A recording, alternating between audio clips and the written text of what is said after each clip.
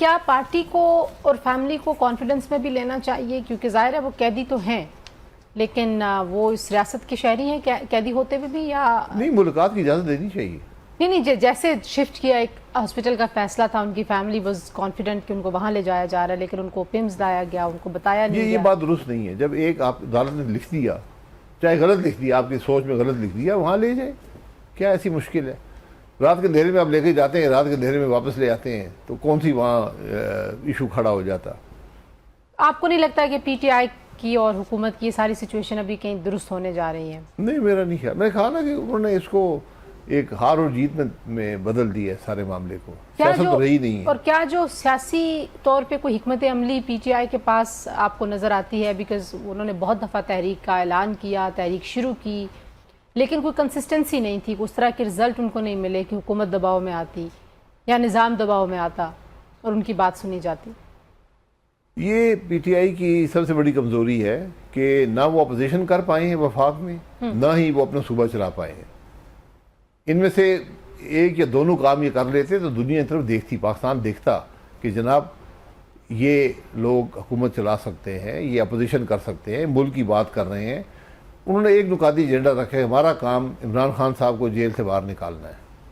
वो उनके बस में नहीं। ये किसी जमात का इससे पहले ये एजेंडा नहीं रहा, एक नुकाती एजेंडा। आपने मुल्क की बात करनी है, मुल्क के मसाइल की हल की बात करनी है, कानून आइन की बात करनी है, उसी में इमरान खान साहब के मसाइल का हल भी निकल आएगा। लेकिन जो इस वक्त अपोजिशन की ओवरऑल सूरत हाल है, ज़ाहिर मौलाना फजल रहमान साहब हैं, आप लोग पार्लियामेंट में नहीं है, लेकिन आप लोगों ने भी एक जमात बनाई है और आपका भी अपना एक एजेंडा है, तो कोई अपोजिशन का सीन जो है वो है इस वक्त किसी किस्म का कोई किरदार अदा करती भी आपको नज़र आती है अपोजिशन? नहीं, अपोजिशन अपना किरदार अदा करती है, तनकीद करती है, अल्टरनेट पॉलिसी देती है, जो पार्लिमानी हदूद है उसके अंदर रहकर बात करती है। यहाँ पार्लिमानी हदूद है ही नहीं, यहाँ तो बात करने का मौका ही नहीं दिया जाता, वो भी ख़त्म हो गया। ये सिर्फ कसूर अपोजिशन का नहीं है, उनको पार्लियामान चलता ही नहीं है, सही, वहाँ पर बात करने का मौका नहीं मिलता। यही काम इमरान खान साहब भी करते थे, ये भी कोई नई बात नहीं है। अब एक मज़ेदार बात यह है कि इस सारे मामले में जो फ़ायदा उठा रहे हैं वो पीपल्स पार्टी है।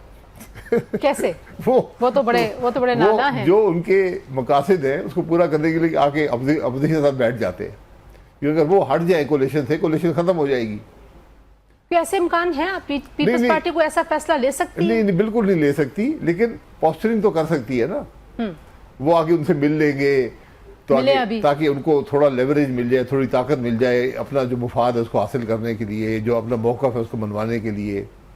तो वो इसमें ठीक खेल रहे हैं सियासी तौर पे, पीटीआई इस्तेमाल कर रहे हैं इस मौके को। पीटीआई नहीं खेल पा रही। नहीं, पीटीआई तो अपोजिशन में है ना, सीधी वो तो दोनों तो खेल नहीं सकते।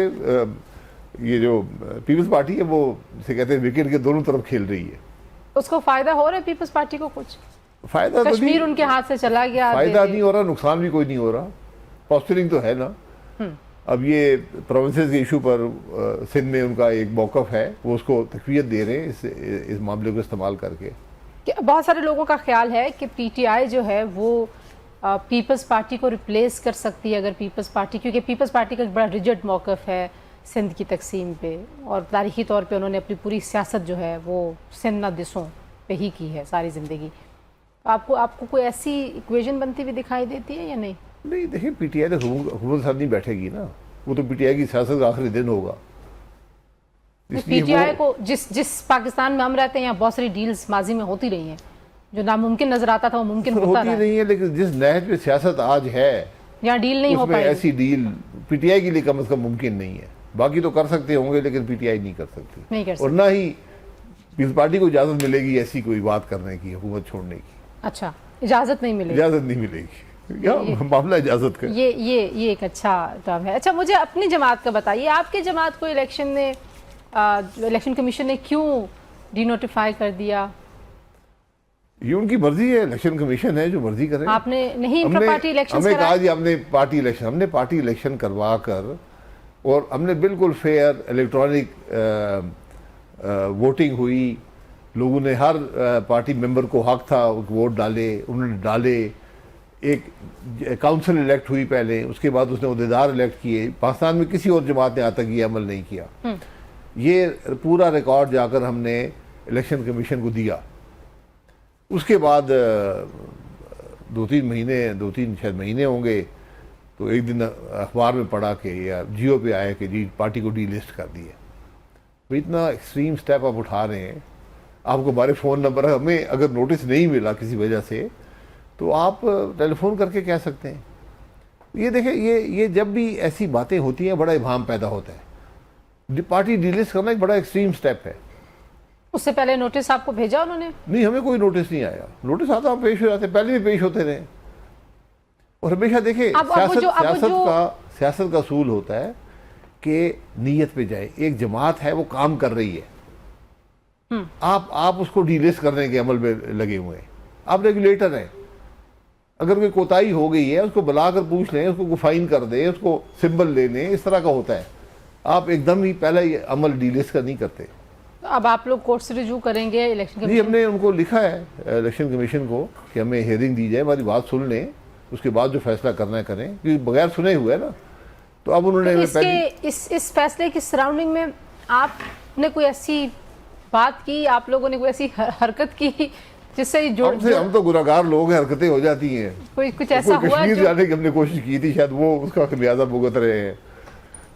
पता नहीं, बहरहाल इसमें मैं स्पेकुलेट नहीं करना चाहता, लेकिन ये कुछ हमने किया ही होगा कि इतना एक्सट्रीम स्टेप उठाए। अब पहली सितंबर को उन्होंने बुला ली है, हियरिंग दी है, हम जाके पेश हो जाएंगे। एंड व्हाट अबाउट ज़ाहिर कश्मीर, आप लोग जा रहे थे, आपको जाने नहीं दिया गया, लेकिन कश्मीर में हो गए इलेक्शंस और वहाँ पे हुकूमत नून लीग बना रही है, आपको लगता है? लेकिन इसमें कश्मीर हार गया, इस सारे अमल में कश्मीर हार गया और कश्मीरी हार गए, हम हार गए। बहुत मामूली बात थी, बात सुनने की होती है। एक इलाके में और कश्मीर के बड़े हिस्से में इतनी देर एहतजाज रहा, आप जाके बात सुने तो सही। और आपने उनके साथ रिटर्न एग्रीमेंट किया हुआ है, फिर उनको आप कलअदम करार दे रहे हैं। हमें पता नहीं, मेरी समझ से बाहर है। आसान होगा नून लीग के लिए वहाँ पे हुकूमत को चलाना, और जो तरक्की के और वहाँ क्या चलती हैं, वहाँ वफाक इतना कब्जा हो गया है। कश्मीर की हुकूमत हमेशा इंडिपेंडेंट तकरीबन रहती थी। पिछले मेरा ख्याल है कि शायद 1985 के बाद उनके पास काफ़ी इंडिपेंडेंस थी अपने मामला खुद चलाने की। अब वो इंडिपेंडेंस ख़त्म हो गई है। बहुत तरह तरह के एक्सपेरिमेंट जैसे पाकिस्तान में होते हैं वो होते हैं।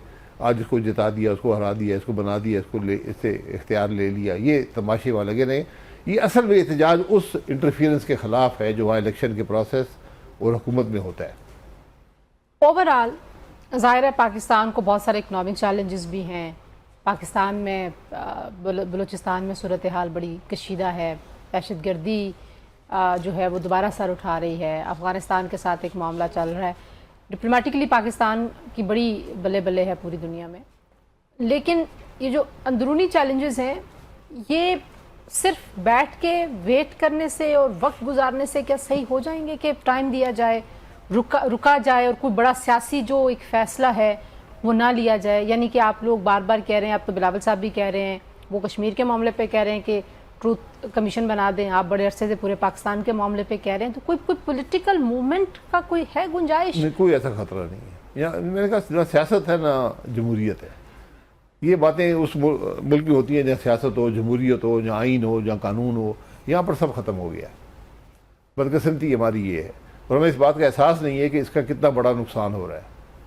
आज हुकूमत इस मुल्क के मामला से बेखबर है। यकीन करें, उनको कोई परवाह नहीं है, या लापरवाह है या बेखबर है। उनको कोई परवाह नहीं है कि क्या हो रहा है सूबों के अंदर, क्या कर रहे हैं, मुल्क के हालात क्या हैं, अवाम के हालात क्या हैं, इससे कोई उनका ताल्लुक नहीं है। सिर्फ अपनी हुकूमत। अब आप ये देख लें, 14 अगस्त को मेरा ख्याल 60 तमगे हुकूमत ने अपने आप को बांटे वज़रा को। आज तक वज़रा को अभी तमगा नहीं मिला। वज़ीर अपना काम करता है, भाई आप तमगे किस बात के? मैं अपना काम करूँ, तमगा मिलता है गैर मामूली खिदमात के सिले में। गैर मामूली सर होंगी गैर मामूली खिदमात, आपको नजर नहीं? यहाँ मामूली भी नहीं है, मुल्क ही नहीं चल रहा। सहाफ़ियों को भी मिलते हैं। और मैं वो तो चले, उन्होंने गैर मामूली खिदमत की होगी, बट हुकूमत की खिदमत तो सामने है ना, वो सिफर है। परफॉर्मेंस है। FBR के चेयरमैन को भी परफॉर्मेंस क्या है? मुल्क की हालात देख ले, मईशत कहाँ पर है। हर साल आप अवाम पे इजाफी टैक्स लगाते हैं, और फिर इजाफी कर्जा ले लेते हैं, मुल्क इस पे चल रहा है, इस पे आप तमगे ले लें, और तमगे भी छोटे बड़े तमगे खत्म हो गए, अब बड़े बड़े तमगे, निशान सबसे बड़ा तमगा होता है, निशान होता है, हिलाल होता है, सितारा होता है, फिर तमगा आता है, तो निशान बांटे जा रहे हैं। वो एक मजाक बन गया। अब एक अनवर मकसूद साहब ने, किसने, उन्होंने कहा कि अब इम्तियाज सुपर स्टोर पे सारा इम्तियाज मिल रहा है। तो क्या है आपका जो सियासी, आपकी जो हिकमत अमली है, ज़ाहिर है अभी आप लोग हेयरिंग के लिए जाएंगे, आपकी पार्टी जो है वापस आ जाएगी लिस्ट पे, तो आप लोग किसी इलेक्शंस में पार्टिसिपेट करने का इरादा रखते हैं? आप लोग, ज़ाहिर है आपने नहीं, हिस्सा लेंगे, देखिए इलेक्शन जब आएंगे तो हिस्सा लेंगे, लेकिन हालात देख कर लेंगे कि क्या हालात है मुल्क के। अगर इलेक्शन वही होने जो माजी में होते रहे हैं तो फिर ना ही आदमी तकलीफ करे तो बेहतर है। आपको मुल्क के निज़ाम को मुस्तकिल तौर पर बदलना पड़ेगा, ये जिस तरह आज है ये नहीं चल सकता। मोहसिन नकवी साहब कह रहे हैं निज़ाम कोलैप्स हो गया है, तो आपको उनसे रब्ता करना चाहिए। आप भी निज़ाम को बदलने की बात करते हैं, उनको, वो इतने अहम वजीर हैं, उनकी भी ख्वाहिश है, तो जाहिर है एक पॉलिटिकल प्रोसेस में वाई डोंट यू, आप मिलते रहे बहुत सारे लोगों से, आई नो, तो वहाँ भी जाके मिले। नहीं, हुकूमत अपना मौक़िफ़ बयान कर देती है ना, वो हुकूमत में है, हुकूमत का मौक़िफ़ बड़ा वाज़ेह है, वो ये बयान देकर भी हुकूमत में है, उन्होंने हुकूमत में अल्हम्दुलिल्लाह निशान इम्तियाज़ भी मिल गया, या इस किस्म का कोई बड़ा निशान मिल गया। नहीं तो लेकिन बनता नहीं था, आप लोग करते इस बात पे कोई राब्ताकारी के भाई? नहीं, क्या राब्ताकारी करें, हुकूमत की सोच आपके सामने है, हुकूमत से क्या बात कर सकती है? आप कहते हैं ना सबसे बात करनी चाहिए।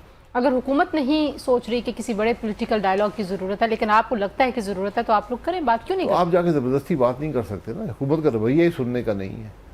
किया ये आपने कभी हुकूमत का राब्ता? काम होता है कि जब भी मुल्क के मसाइल उनके सोच से बाहर हो जाएं, उनकी समझ से बाहर हो जाएं, उनके काबू से बाहर हो जाएं, जिसका इजहार उनके अपने एक अहम वजीर ने कर दिया है, तो फिर उनका काम है कि अप्रोच करें अपोजिशन को, भाई बताएं कि आए बैठे यार बात करते हैं, मुल्क की बात करते हैं।